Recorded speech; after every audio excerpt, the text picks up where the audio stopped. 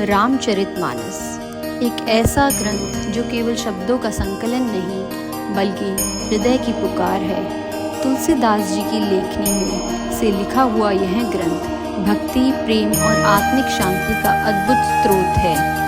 आज हम पढ़ते हैं रामचरितमानस की मंगलाचरण की यह दिव्य चौपाई। नाना पुराण निगमागम सम्मतम यत् रामायणे निगदितं कवि चंद्र तुलसी स्वांताय सुखाय तुलसी रघुनाथ गाथा भाषा निबंधमती मंगलमात।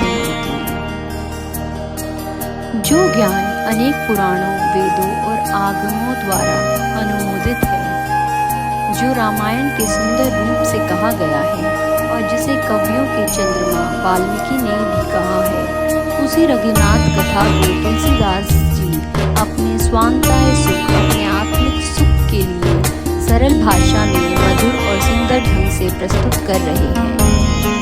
That which is approved by numerous Purans, Vedas and scriptures, which has been beautifully expressed in the Ramayana by the moon poet Valmiki.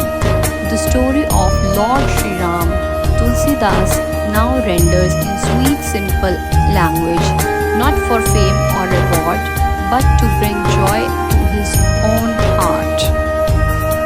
Tulsidas ji कहते हैं कि यह राम कथा उन्होंने कोई नया विषय समझकर नहीं लिखा है।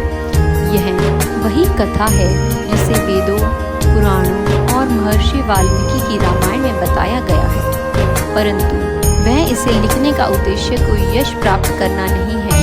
उनका उद्देश्य है स्वांताय सुखाय, अर्थात अपने मन को, अपने हृदय को संतोष और आनंद देना। वे इसे सरल भाषा में मधुर शैली में जन जन के लिए कह रहे हैं, ताकि जो वेदों की गहराई में नहीं जा सकते, वे भी प्रभु श्री राम की कथा का रस पा सके। यह चौपाई हमें सिखाती है कि सच्ची भक्ति प्रदर्शन की नहीं होती, वह भीतर से उपजती है।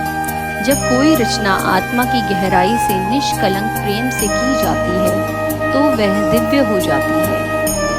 रामचरितमानस इसलिए महान है क्योंकि यह एक हृदय की आवाज़ है, जो सीधे राम के चरणों तक पहुंचती है और वहां से हमारे हृदयों तक बहती है।